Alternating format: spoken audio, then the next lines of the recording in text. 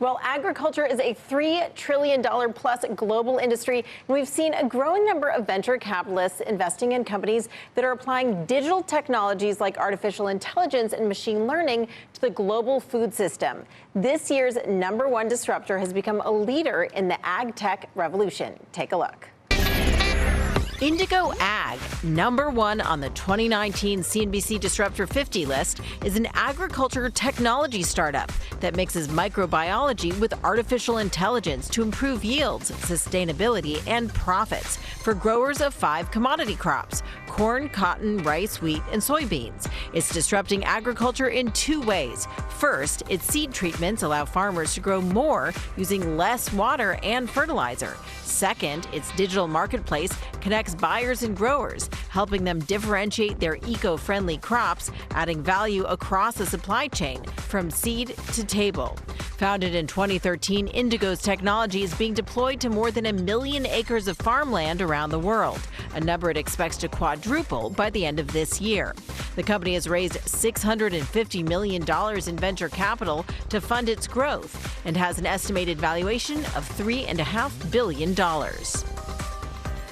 Julia's going to stick around. Joining us now is David Perry, President, CEO, and Director of Indigo Ag. David, welcome. Congratulations for landing the #1 spot on the disruptor list. Well, thank you. We're grateful to be here. It's a big moment for Indigo, obviously, but more importantly, I think it's a big moment for agriculture. You know, agriculture is a $3.2 trillion industry, one of the largest in the world, arguably the most important in the world, and has been, behind the curve in adopting new technologies and new sustainable practices. Can you give us an example of how exactly your technology can improve either yield or efficiency or any metric that you want to use for farmers? Absolutely.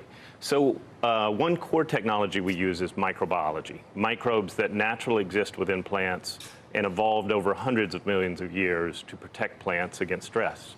So those microbes can specifically protect plants against insects or disease or reduce the amount of nitrogen they need. So improving yields and reducing the amount of chemicals and fertilizers needed. How do you get paid? What are farmers paying for? Yeah, so multiple things. We now have 11 different lines of business. So that includes microbiology, it includes digital agronomy, as well as marketplace and transport. Each of those has its own business model. When you see in a Whole Foods or advertisements, no GMOs, and you see that as a huge selling point, basically from a lot of people that invoke science, supposedly in other settings, but then with GMOs have no idea how these things work. Do you worry that you're going to be tarred with the same brush, that you're introducing something that could be harmful down the road or mutate or things like that? I mean, I think I see what happens with the GMO industry, and I guess every rationally designed drug that we have designed, we wouldn't want those either, since we use genetics and we're playing with life and things like that either. And you see what I'm saying? Is that a concern for you? I completely understand what you're saying. The GMO debate will probably span beyond the time we have available. But I'll say that everything that we do is naturally occurring. So we don't create anything. So is arsenic. I don't. That doesn't appeal to. Doesn't necessarily mean it's safe, but It does mean it's not genetically modified. So everything we use is also in nature today, so already part of the environment and already part of the food supply.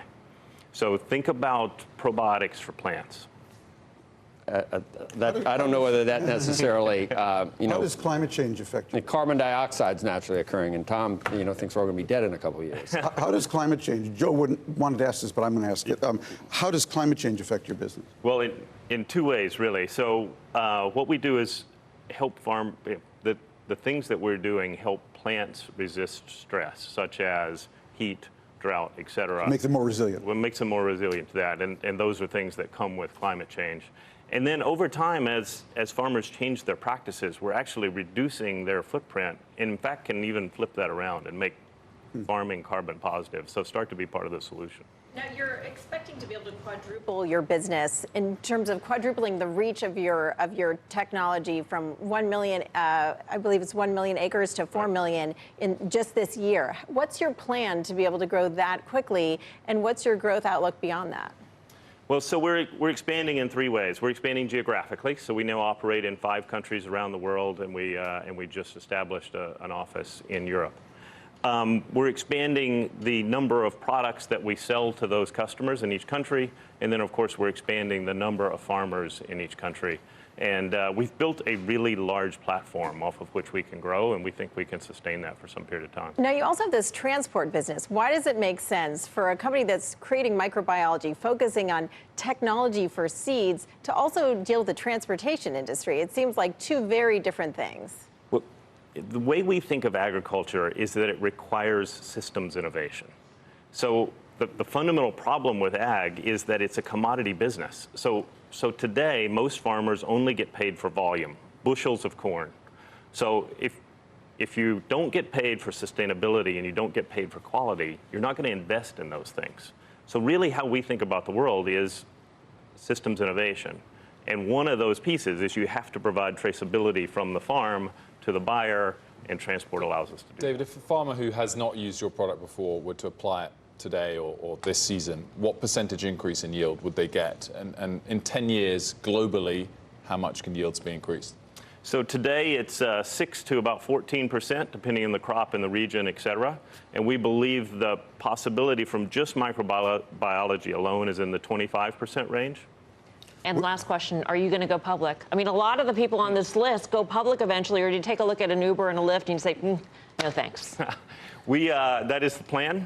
We don't have a specific date in mind, but we think we have the opportunity to build a big and valuable company, and we probably do that better independently. Okay, David, great to have you. Julia, thank you. David Perry of the #1 company on the CNBC Disruptor 50 list, Indigo Ag.